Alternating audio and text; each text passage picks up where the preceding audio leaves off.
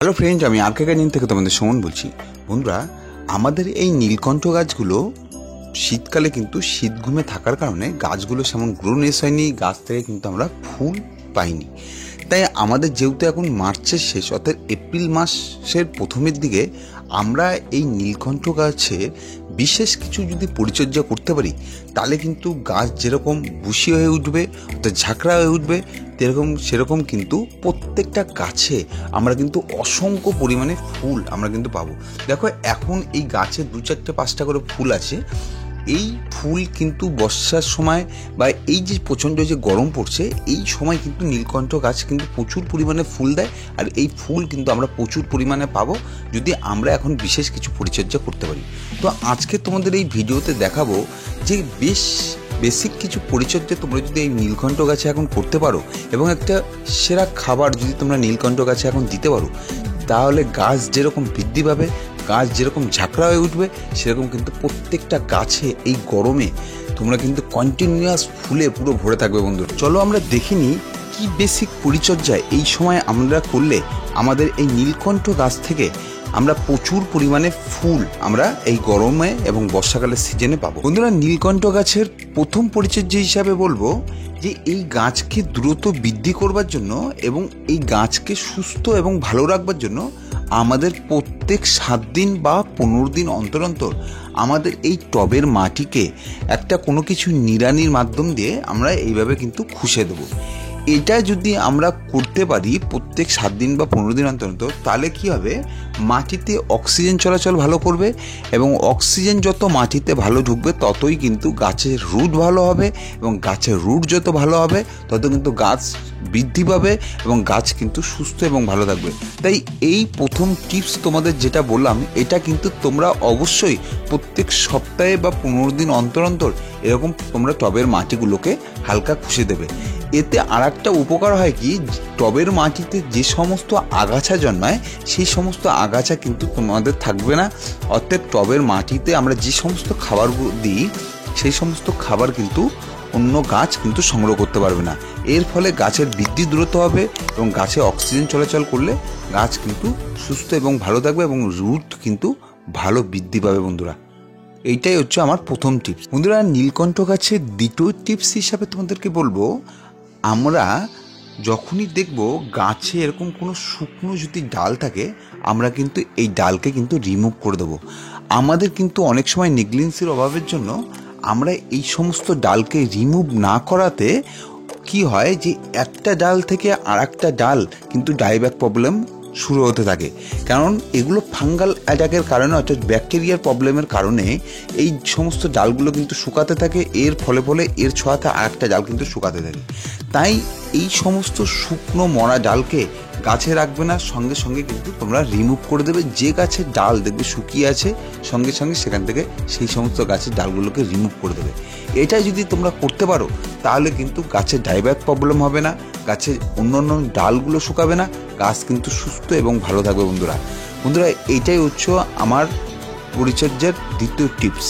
বন্ধুরা, নীলকণ্ঠ গাছের তৃতীয় টিপস হিসাবে তোমাদেরকে বলবো, গাছে যখন এরকম ফলগুলো দেখতে পারবে নীলকণ্ঠ গাছে, তখন কিন্তু এই ফলগুলোকে রিমুভ করে দেবে। বন্ধুরা, এই ফলগুলো যদি এই গাছে এই সময়ে রাখা যায় তাহলে কিন্তু গাছের বিকাশ ভালো হবে না, গাছে কিন্তু আমরা ভালো ফুল পাবো না। অর্থাৎ গাছটা যদি ঠিকঠাক গ্রোনেস না হয় বা বুশি না হয়, তাহলে কিন্তু গাছে আমরা ফুল কিন্তু পাবো না। বন্ধুরা, এর সঙ্গে সঙ্গে তোমরা যে কাজটি করবে তার সঙ্গে সঙ্গে তোমরা কিন্তু গাছটাকে পিঞ্চিং করে দেবে। বন্ধুরা, প্রত্যেকটা মাথা থেকে এরকমভাবে তোমরা যদি পিঞ্চিং করে দিতে পারো, গাছ কিন্তু খুব কম সময়ের মধ্যে ঝাঁকড়া হয়ে উঠবে। আর গাছ যত ঝাঁকড়া হবে ততই কিন্তু তোমরা নীলকণ্ঠ গাছ থেকে এই এখন 2-5-4টে ফুল দেখছো, পরবর্তী সময় তোমরা কিন্তু এগুলো 50টা 30টার মতো, তার বেশি ছাড়া কম তোমরা কিন্তু ফুল দেখতে পারবে না। তোমাদের একটা গাছ আমি দেখাই, দেখো আমার এই গাছটা আমি এরকম পিঞ্চিং করেছি, দেখো ঝাঁকড়া হয়েছে, দেখো কি পরিমাণে ফুল এই গাছটাতে তোমরা দেখতে পাচ্ছ, কি পরিমাণে ফুল এসছে। ঠিক এরকম পিঞ্চিং যদি তোমরা করতে পারো তাহলে কিন্তু তোমাদের প্রত্যেকটা গাছ থেকে অসংখ্য পরিমাণে নীলকণ্ঠ ফুল তোমরা কিন্তু এপ্রিল মাসের 15 থেকে 20 তারিখের মধ্যে থেকেই তোমরা কিন্তু পাওয়া শুরু হবে। বন্ধুরা, বন্ধুরা কন্টিনিউয়াস ফুল কিন্তু আসতে থাকবে তোমরা যদি এই পরিচর্যাগুলো করতে থাকো।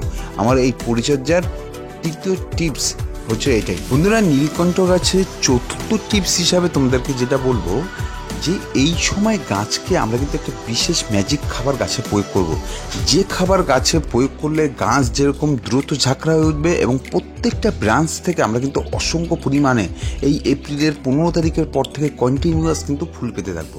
তো আমরা কি করব, এরকম একটা কম্পোস্ট সার, তোমরা যে কোনো কম্পোস্ট হয়, ভার্মি কম্পোস্ট বা গোবর সার, ঠিক আছে, বা পাতা পচা সার, যার কাছে যেরকম কম্পোস্ট হয় এরকম কম্পোস্ট তোমরা 1 মুঠ নিয়ে নেবে বন্ধুরা।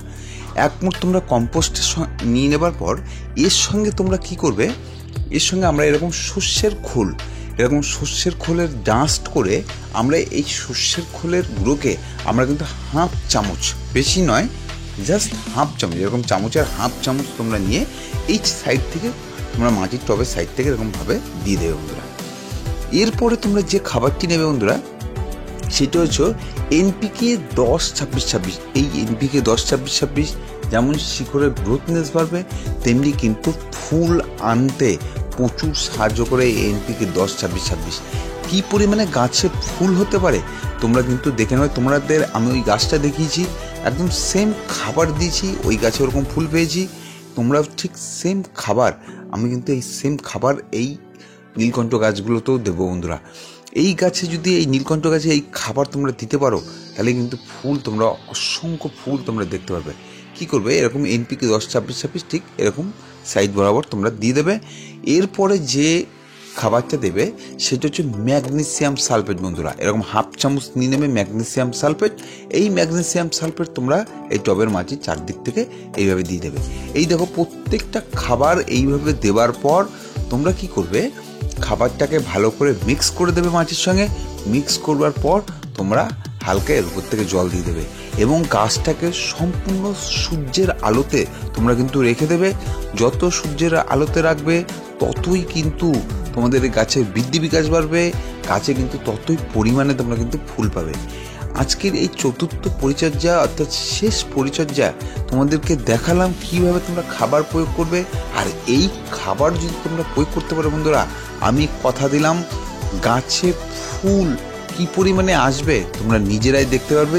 এপ্রিল মাসের 15 তারিখের পর থেকে গাছ পুরো ফুলে ভরপুর কিন্তু হতে থাকবে। এই তোমরা যদি পরিচর্যা করতে পারো, যে 4টি টিপস তোমাদেরকে বললাম, যে 4টি পরিচর্যার কথা তোমাদেরকে বললাম বন্ধুরা, ভিডিওটি যদি ভালো লেগে থাকে একটা লাইক করে দিও এবং নতুন বন্ধুদেরকে বলবো চ্যানেলটিকে একটা সাবস্ক্রাইব করে দিও এবং বেল আইকনটিকে অলে প্রেস করে দিও যাতে নতুন নতুন ভিডিও তোমরা আপডেট